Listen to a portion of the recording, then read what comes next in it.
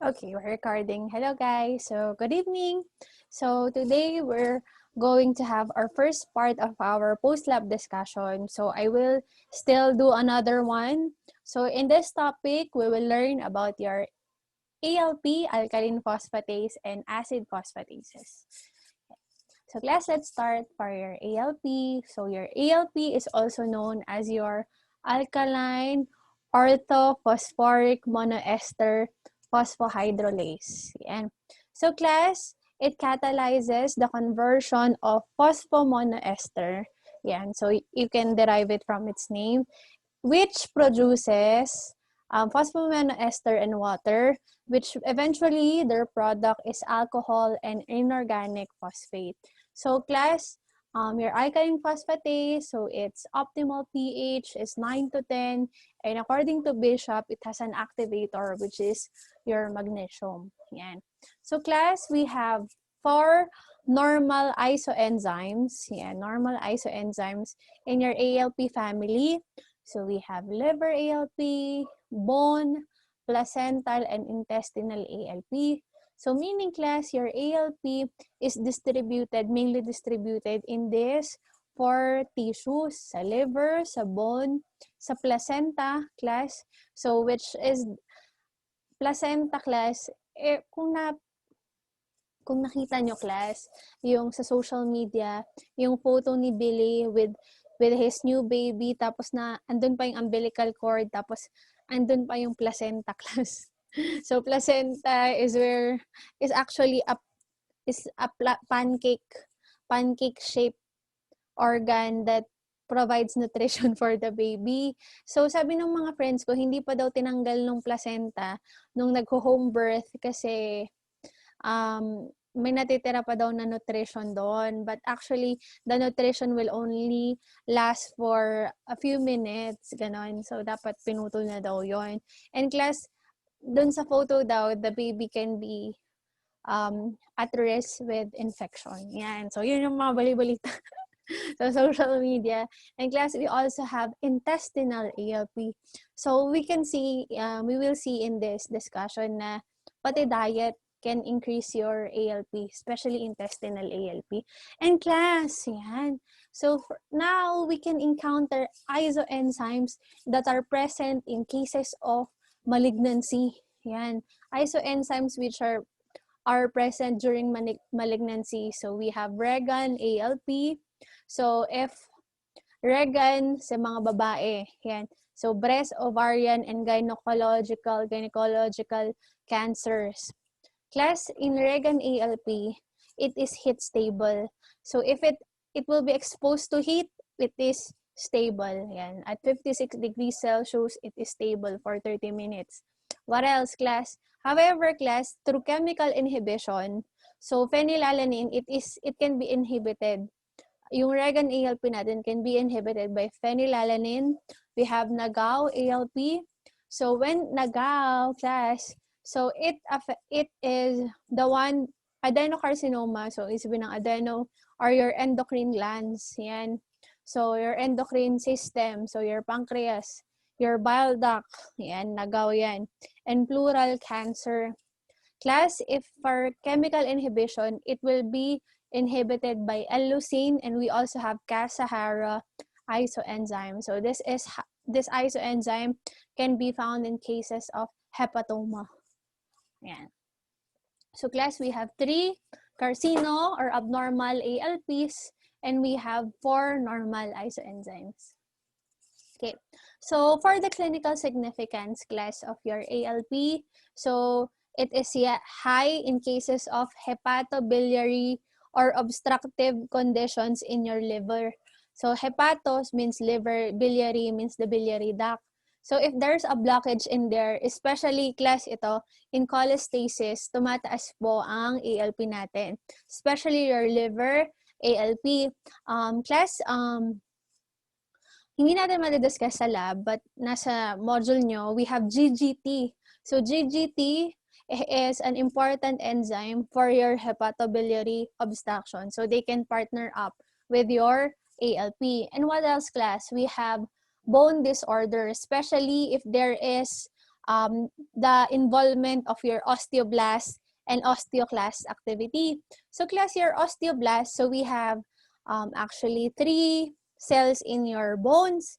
So we have your osteocytes, and review lang from your anatomy. So we have your osteocytes. Class, your osteocytes are the one which provides nutrition, which makes the matrix of the bones. Sila yung nagpapatigas ng bone. We have your osteoblast and your osteoclast. So when we say osteoblast, so they are the one that builds up your bones, and your osteoclast class are the one that breaks down your bone. So class, in your bone, yan, in its in a normal process, class, we have bone regrowth. Yan, normal na cycle yan.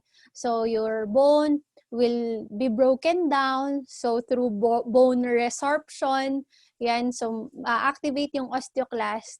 So pag may injury or normal growth process, yan, may bone resorption or breakdown of your bone, yan. Pero class, babalik rin. So it will regrow. So mag-activate yung mga osteoblast natin. So class, ayun, cholestasis, mamaya. Tumataas yung ALP natin. So 3 to 10 times. Yan. So this is a hepatobiliary duct obstruction. And class, if it's hepatocellular, so hepatocytes lang yung na-injure, class, there's only slight increase. Less than 3 times the upper, less than 3 times increase. Yan. Next class, yun, we have the highest case of increase in ALP is Paget's disease or osteitis deformans. Yan. So class, when a person has Paget's disease, yan, the bone has excessive resorption, class. So na-activate yung osteoclast natin, tapos there is excess breakdown of your bone, and class, mabilis, there is excess and fast breakdown of bones and fast build-up as well. So class, if this happens, actually this is localized daw. So hindi naman lahat ng bones. So this is a localized condition. So only a specific portion na biglang ang hyperactive ng osteoclast, ang hyperactive rin ng osteoblast. So class, what they form, since superactive sila, minamadaling nila yung trabaho nila, class, the bones become more fragile. Ayan. So class, ayun. So next, it can only also be increased in osteomalacia, rickets, class rickets, when we have vitamin C deficiency. We also have hyperparathyroidism. So class, when you have hyperparathyroidism, nasaan ang parathyroid? Class, andito sa may thyroid organ. So sa harap ng thyroid organ natin is sa medyo baba, class, your parathyroid. So when there is hyperparathyroidism, so there is excess production of your parathyroid hormone. Yan. So class, pag mataas ang parathyroid hormone mo, class, you have excess calcium in the circulation. You have excess calcium in the circulation. Why?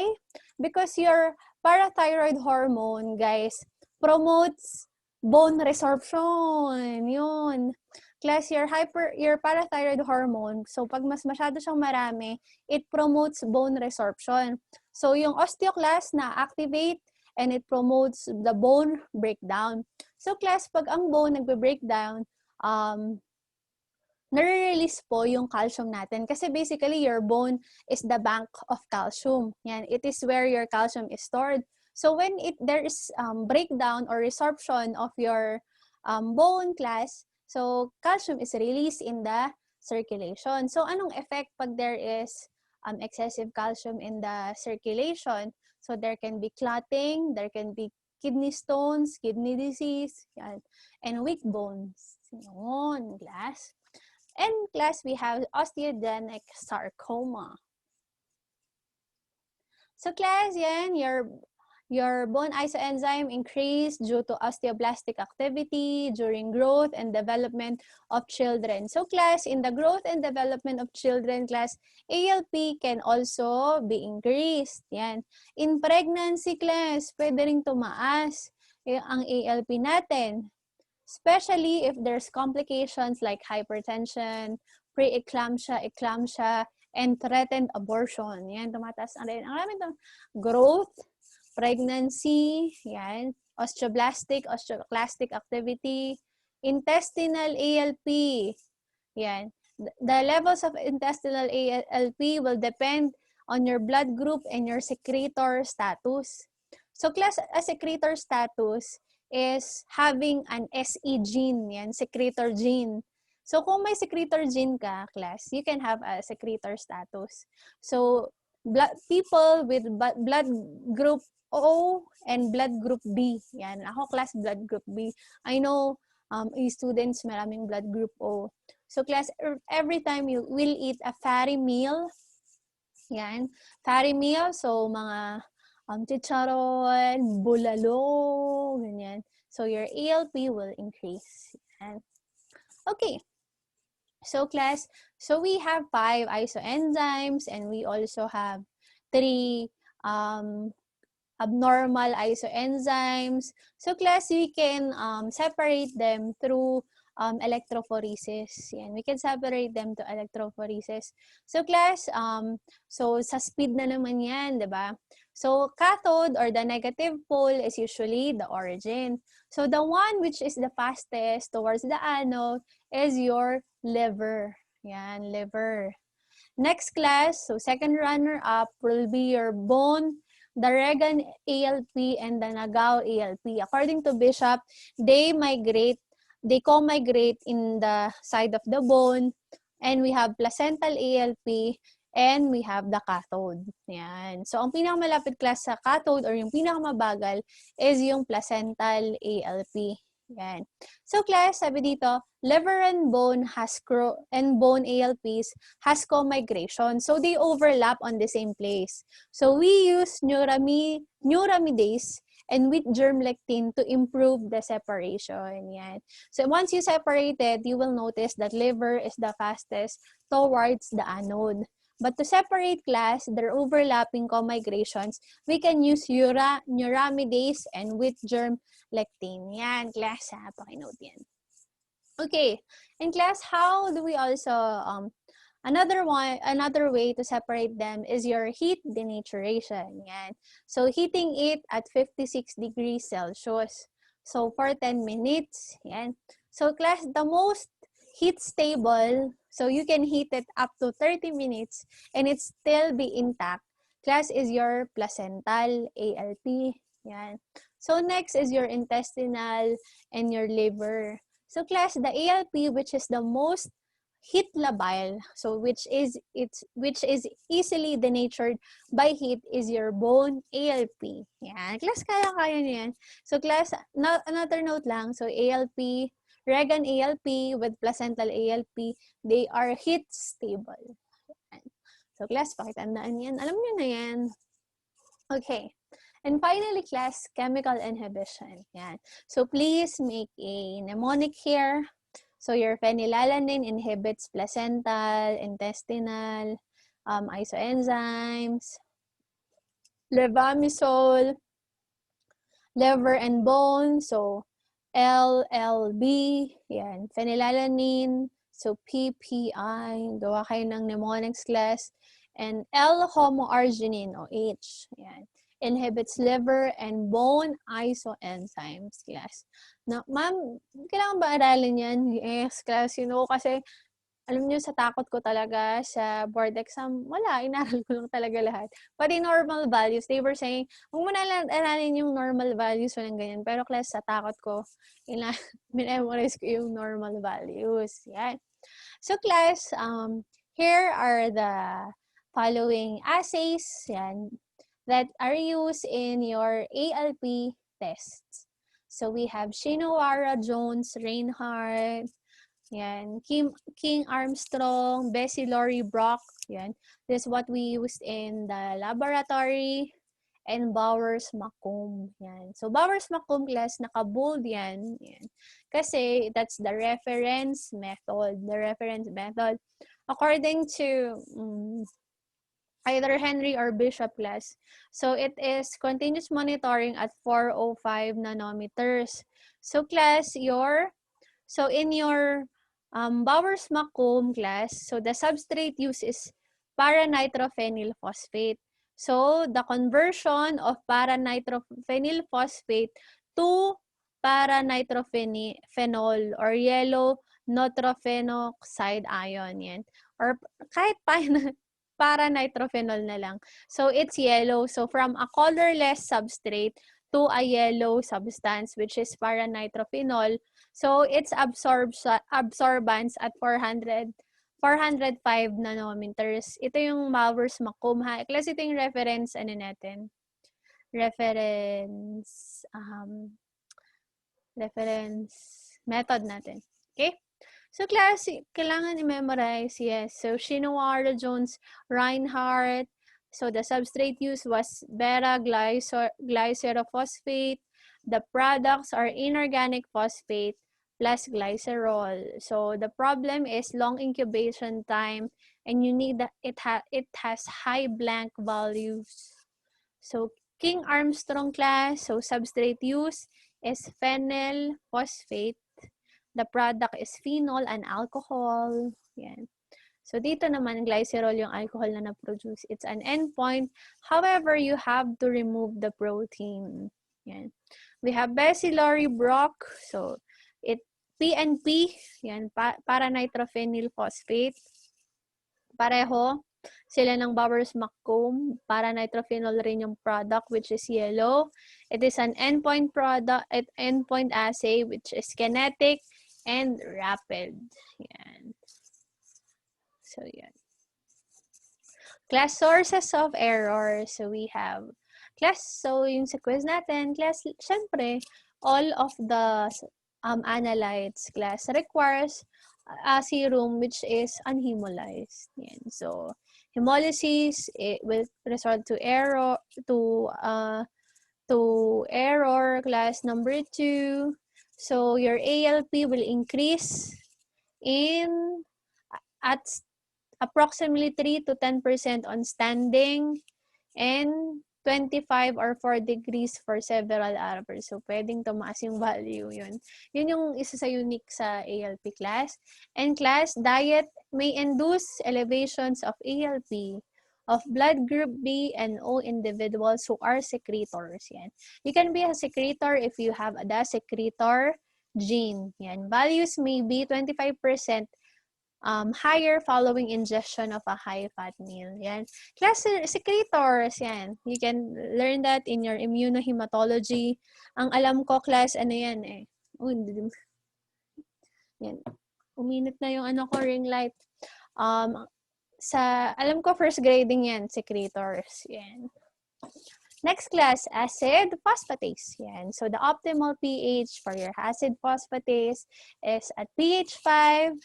So, the conversion of phosphomonoester and water into alcohol and inorganic phosphate. Yan. Pareho sila class. So, ang nag-iba lang yung optimal pH. The highest concentration class of ACP is in the prostate class.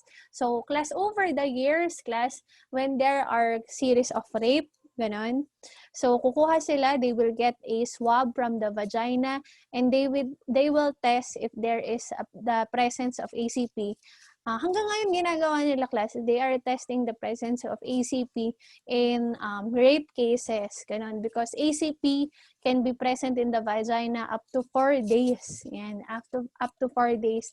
And ACP is a sign that it came from the prostate gland.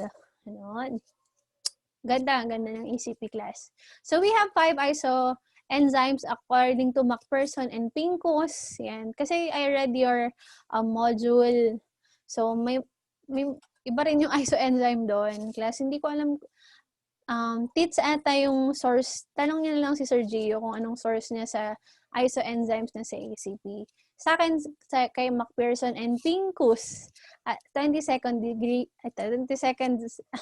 22nd edition of your Henry. Yan, sabi niya, lysosomal, prostatic, erythrocyte, macrophage, and osteoclastic, ACP. Yan. Class, wala kasi akong teats na e-book. Kung may PDF naman kayo ng teats, yan, please contact nyo naman ako. So class, we have your ACP. So for a very long time, it was used for detecting prostatic carcinoma.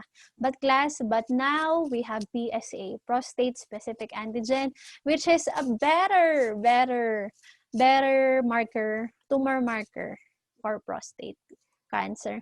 Class, you can apply what we're learning, especially, if you want to look out for the men in your life, especially if they are in the 40s, in the 50s, in the 60s. Ipatest nyo, sabi nyo, dad, lolo, tito, yan, patest kayo ng PSA, yan. If not, patest kayo ng ACP, yan. So, yan. So class, next, used in forensic clinical chemistry in the investigation of rape cases. Yan. You can use vaginal washings or swabs. So it's active up to 4 days. It peaks at 12 hours. Yan. Next class, we have breast, lung, thyroid cancer. We have Gaucher's disease and Niemann-Pick disease. So class, since you have your hematology, connect natin, guys.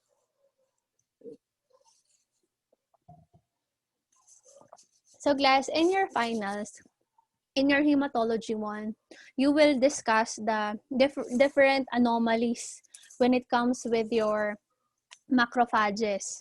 So, example of those anomalies are your Gaucher's disease and Niemann-Pick disease. I think up to now, lumalabas pa rin sa board exam that Gaucher's disease, one of its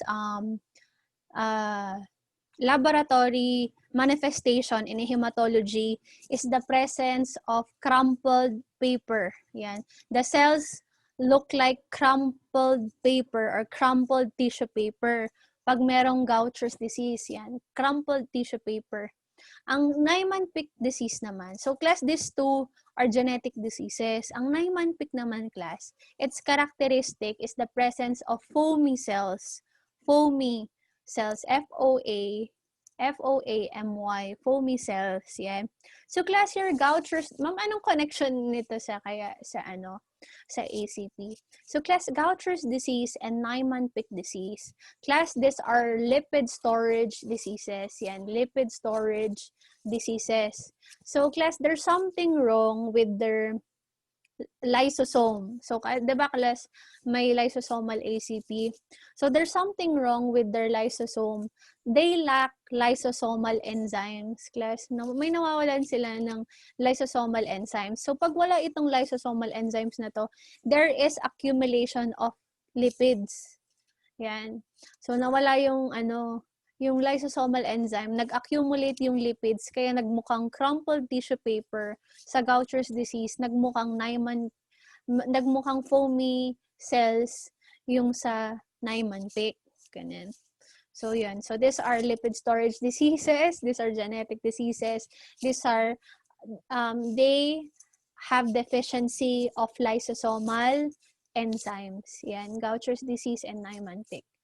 And so to elaborate, kunti na lang class. So Gaucher's disease, so there is a deficiency of the lysosomal enzyme, which is sphingomyelinase. Yan, sphingomyelinase. So there is the accumulation of sphingomyelin. Since walang sphingomyelinase, so nag-accumulate yung sphingomyelin. So, tama ba ako? Sa Niemann-Pick pala yun, class. So, Niemann-Pick, so there is deficiency of sphingomyelinase. And class, there is the accumulation of sphingomyelin. Yan. So, pag sa Gaucher's naman, glucocerebrosidase sa Gaucher's. Tapos, there is accumulation of glucocerebrosides. So, these are lipids. So, kung hindi nyo na ito yung sinabi ko, class, i-google nyo na lang. In class, we have thrombocytopenia. So class, I will only discuss two main ACPs. Yan. So class, the mode of separation. Class, I saw in your modules for the lecture meron eh, may band 1, band 2, kung saan magmamigrate yung different ACP class.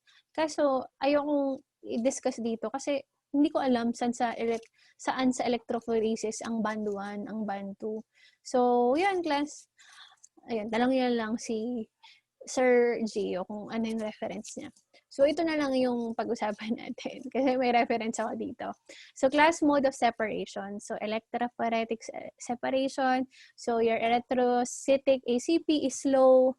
It remains near the origin. And prostatic ACP migrates with great mobility, mas mabilis. Yan.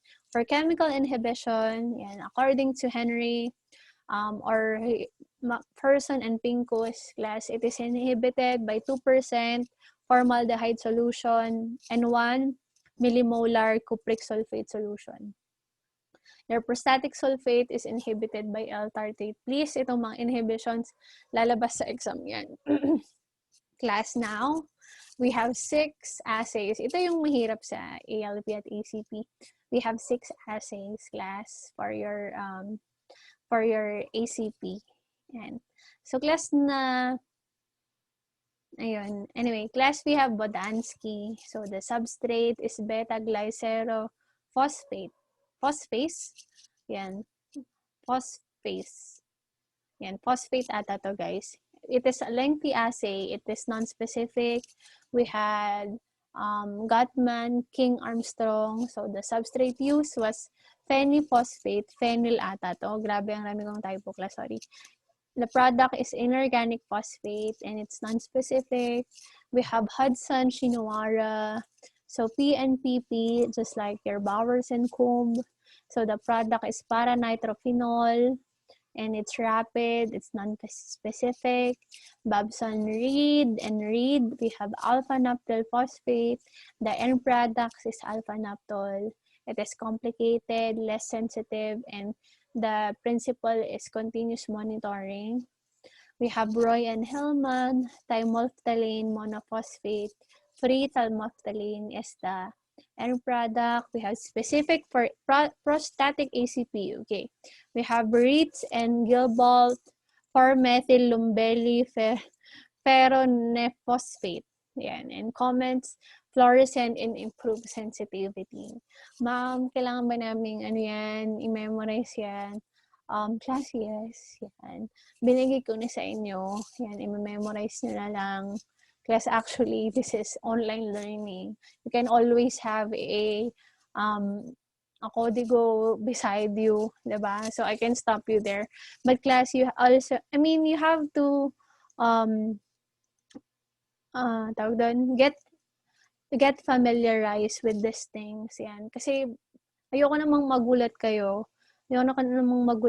Kunyari, nakapasa na kayo ng medtech, tapos may encounter nyo lang to sa review, during the review, the board review, ganyan, nagulat kayo, biglang may mga ganito. Class, memorize nyo rin yan. Yan, class, the sources of errors for ACP. So, your ACP decreases at room temperature. So, yung ALP, it increases. Serum should be separated ASAP. Yan, to prevent the leakage of erythrocyte and platelet ACP. And class, we have decreased activity as a result of a lost carbon dioxide from the serum with a resultant increase in pH. So class, every time that we lose our carbon dioxide, actually carbon dioxide can be acidic in nature kasi your carbon dioxide can form carbonic acid. So, pwede siya maging acidic. So, pag nawala na yung carbon dioxide, di wala ng carbonic acid. So, tataas na po yung pH. Yan. So, class, your serum shouldn't be exposed to air for a very long time. And number 4, or it should be processed as soon as possible. And class, hemolysis should be avoided. Yan, because of contamination of your erythrocyte ACP. Okay? So, our reference values, so 2.5 to 11.7 international units for the total ACP. Yan. Prostatic ACP class is 0 to 3.5 nanograms per ml. Yan. So, class, ayan. So, end of section. Thank you for listening. Thank you for being with me. Class, God bless sa examination.